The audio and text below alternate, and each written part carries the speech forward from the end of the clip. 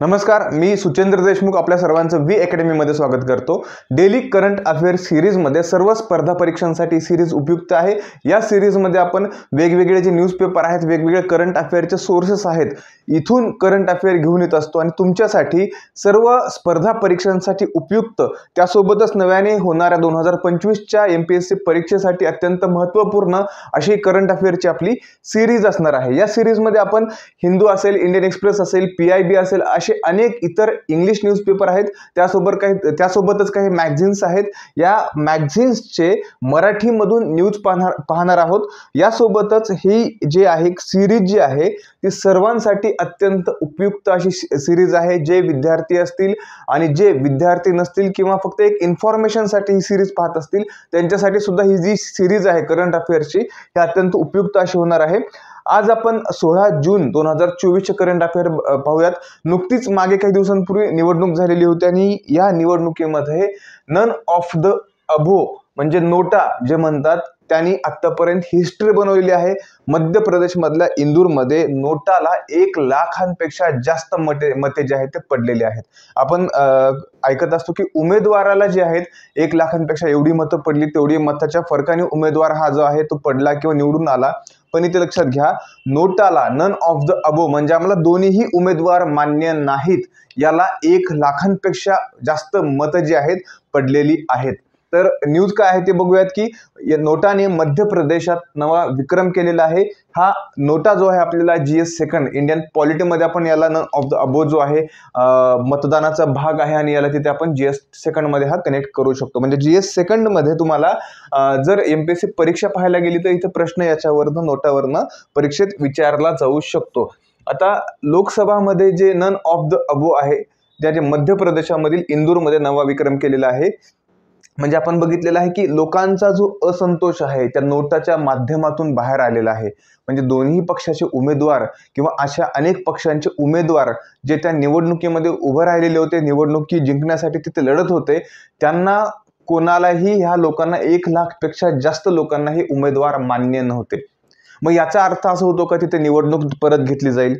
तर असा होत नाही। असं आणखीन आपल्या कायद्यामध्ये कुठलंही प्रोव्हिजन करण्यात आलेलं नाही की नोटाला जे आहे सर्वात जास्त मतं पडल्याच्या नंतर तिथे जे आहे निवडणूक नव्याने घेण्यात येईल किंवा हे उमेदवार जे आहेत त्यांची उमेदवारी जी आहे ते जे उभं राहिलेले आहेत किंवा इलेक्शनला जे कॅन्डिडेट्स आहेत त्यांचं उमेदवारी रद्द करून तिथे नवे कॅन्डिडेट्सचा पर्याय आहे जनतेसमोर ठेवला जाईल। असं कुठलंही आपल्या आणखीन कायद्यामध्ये हे मेन्शन केलेलं नाही किंवा असं म्हणू शकतो की असं कुठलाही आतापर्यंत आपल्याकडे कायदा आलेला नाही। तर बघूयात की हे जे आहे ईव्हीएम जे आहे ईव्हीएम हा आणखी एक महत्त्वाची गोष्ट की ह्या निवडणुकीमध्ये ईव्हीएम वरती सुद्धा कोणी प्रश्नचिन्ह जे आहे ते उभं केलेलं नाही। म्हणजे एका दृष्टीने ईव्हीएम बाबत सुद्धा ह्या निवडणुकी म्हणजे या अगोदर सुद्धा म्हणत होते की ईव्हीएम जे आहे हॅक होऊ शकतं, वेगवेगळे दावे प्रतिदावे ईव्हीएम बाबतीत केले जात होते, पण ह्या निवडणुकीत तसं काही झालं नाही। ही एक आनंदाची बाब आहे ते आपल्याला म्हणावे लागेल। यासोबतच प्रतिस्पर्धी उमेदवार मतदान करण्यास पात्र नाहीत असे वाटल्यास मतदारांना जे आहे ते नाकारण्याचे मत हे नोटा जे आहे ते त्यांना देतं। म्हणजे तुम्ही जरी इलेक्शन वोट टाकायला गेलं असेल लोकसभेचे, तिथे सुद्धा नोटा हा प्रत्येक सेंटरवरती किंवा प्रत्येक ईव्हीएम मध्ये हा नोटा हा पर्याय असतो। म्हणजे तुम्हाला कुठलाही उमेदवार मान्य नाही हा तुम्ही तिथे मेन्शन करू शकता। यासोबतच बघूयात की ईव्हीएम मध्ये नोटा जो आहे तो 2013 मध्ये सुप्रीम कोर्टाने इलेक्ट्रॉनिक वोटिंग मशीन्स मध्ये जो आहे हा पर्याय प्रदान केलेला पाहिजे। ओके, असा निर्णय जे आहे तो सुप्रीम कोर्टाने 2013 मध्ये दिलेला होता। तत्पूर्वी नोटा होतात का?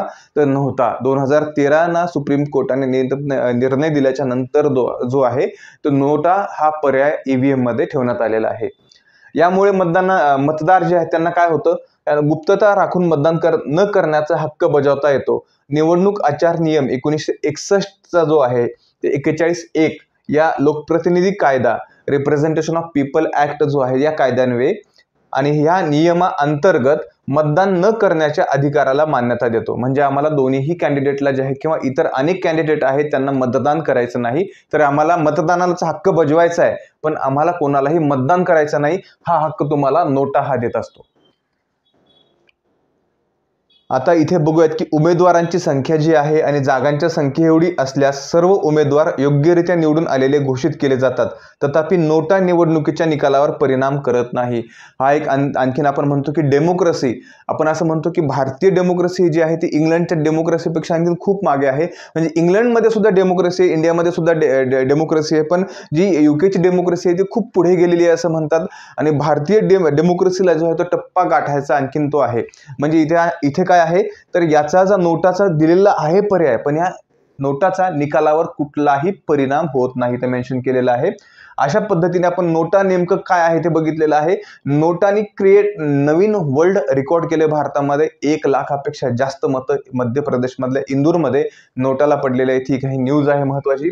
त्यासोबतच प्रेस्टन वक्र म्हणजे पेस्टन कर्व म्हणजे काय आहे, नेमका हे काय सांगतोय, कारण परीक्षेमध्ये सुद्धा आपण पाहत असतो की वेगवेगळे अशा कर्व वरती जे आहे ते इकॉनॉमिक्स मध्ये किंवा आपण म्हणतो की GS3 मध्ये हे प्रश्न येत असतात.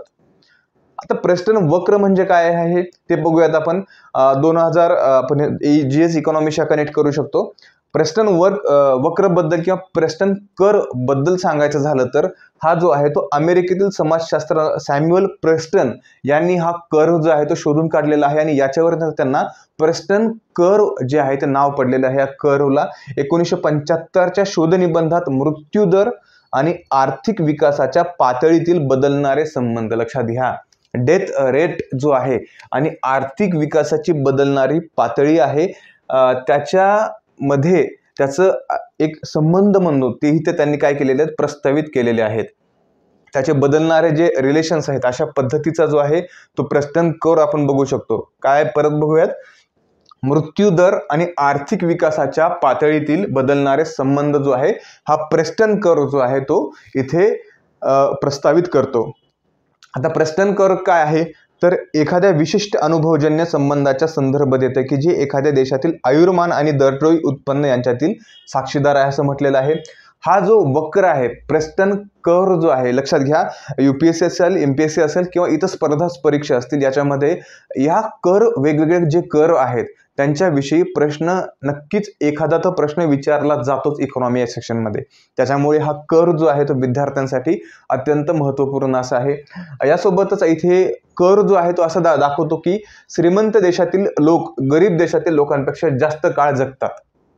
ओके, काय करतात, श्रीमंत देशातील लोक गरीब देशातील लोकांपेक्षा जास्त काळ जगतात. कशामुळे हे शक्य आहे, कारण श्रीमंत देशातील लोकांना आरोग्य सेवा अधिक चांगल्या प्रकारे मिळते, त्यांना आणखीन जे आहेत स्वच्छ वातावरण आहेत, त्या देशातील लोक हे शिक्षित आहेत, उत्तम पोषणाचा ते आनंद घेतात.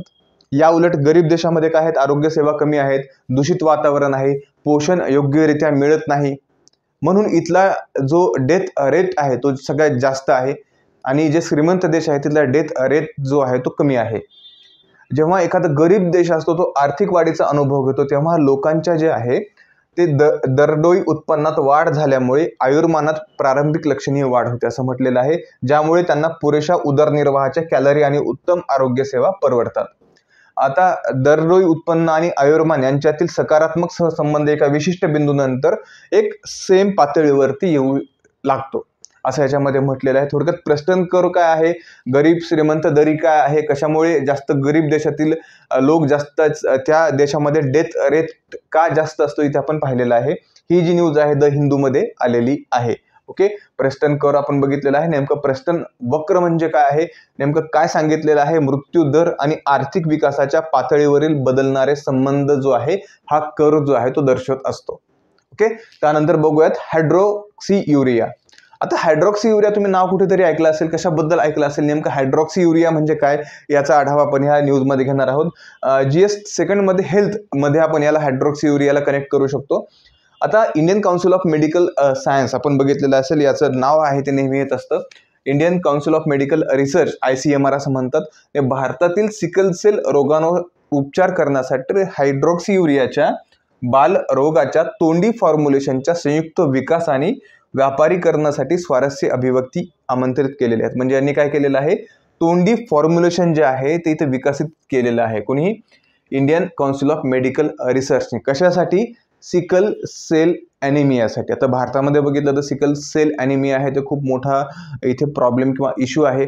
आपण बघतो की एका रिलेशनमध्ये लग्न केल्यामुळे हा जो सिकल सेल ॲनिमिया आहे तो होऊ शकतो. याच्यामध्ये आपली जी सेल गोल असती ती चंद्राकृती आकाराची जी आहे ती सेलचा शेप होतो आणि हे काय होतं तर आपल्याला ब्लडमध्ये आपल्या फ्लो व्यवस्थितरित्या होऊ शकत नाही, तर त्याच्यामुळे एकमेकांमध्ये अडकतात आणि याच्यामुळे तिथे रक्ताच्या गुठळ्या होण्याची शक्यता असते.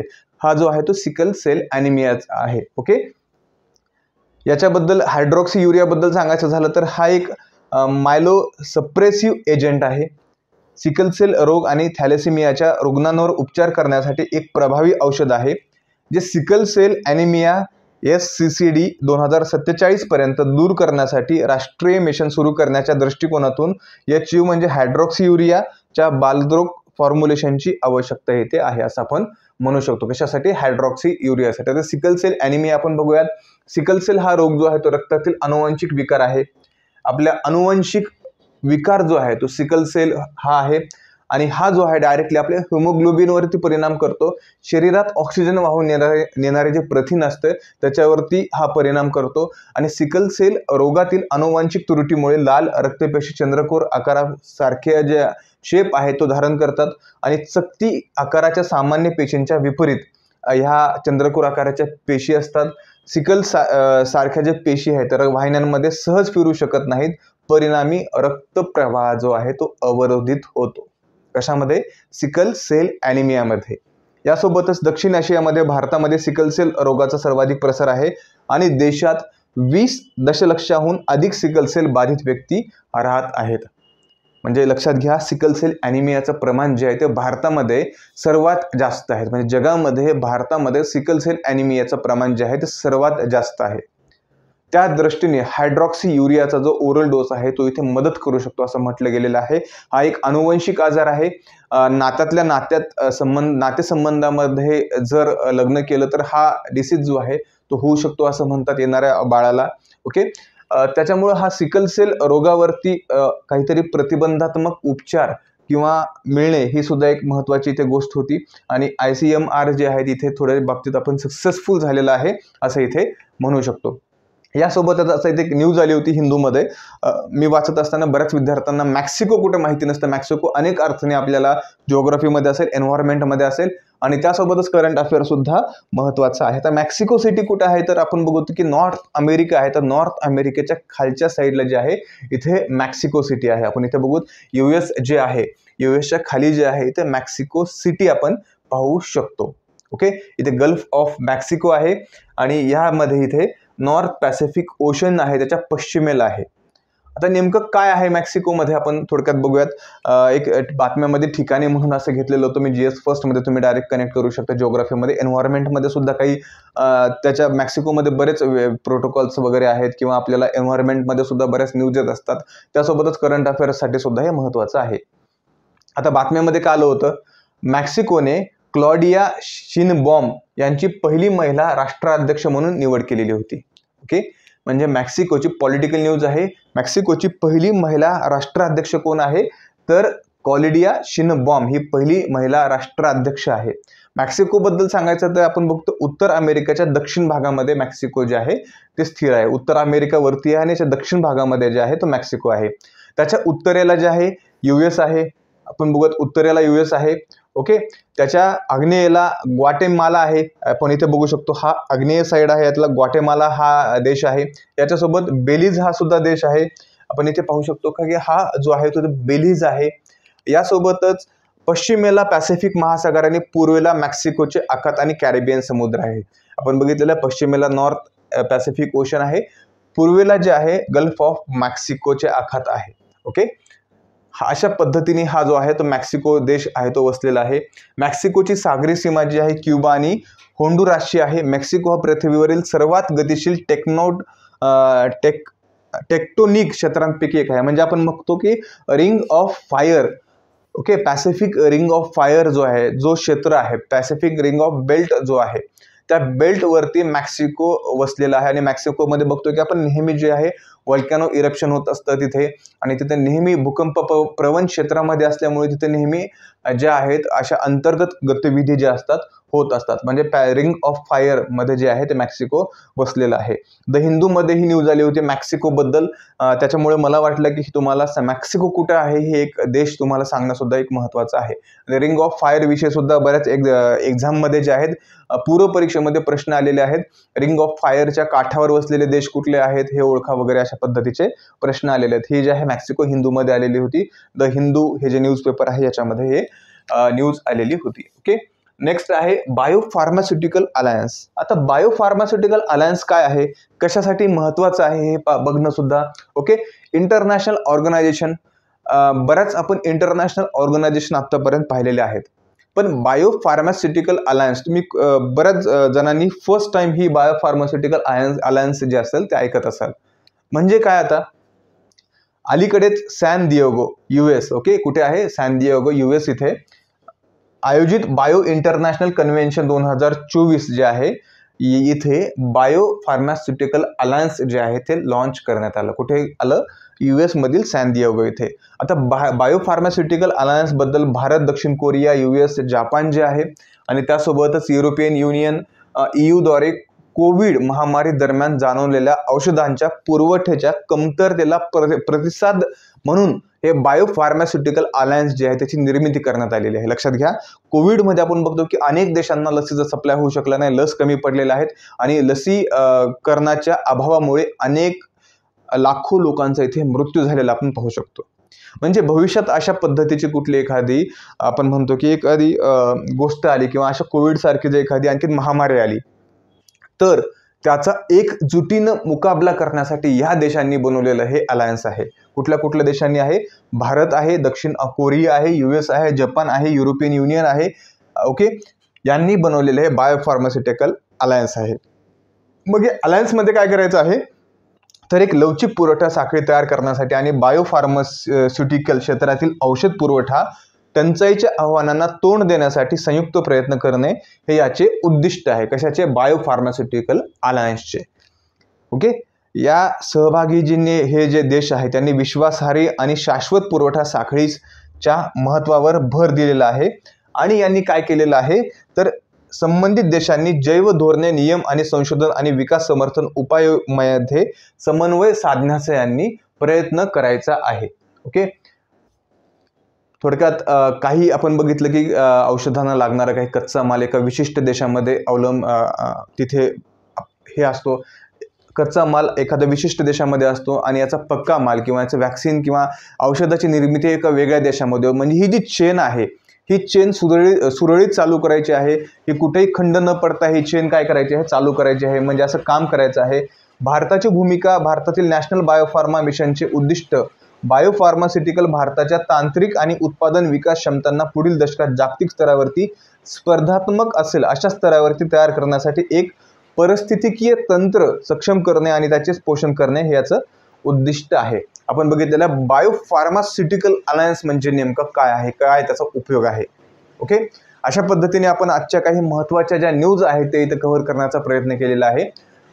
आणखीन काही न्यूज आहेत आज राहिलेल्या, त्या आपण ज्या आहेत ते पुढच्या उद्याच्या म्हणजे आज 16 जून आहे, उद्या 17 जूनच्या जे आपलं जे सेशन होणार आहे करंट अफेअर त्याच्यामध्ये सुद्धा कव्हर करणार आहोत.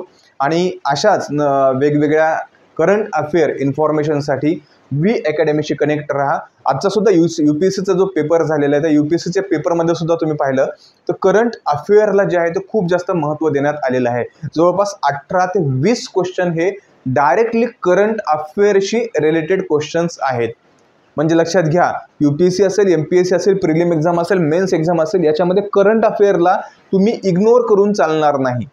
आणि अशा काही करंट न्यूज विचारलेल्या आहेत की जे विद्यार्थी दुर्लक्ष करतात.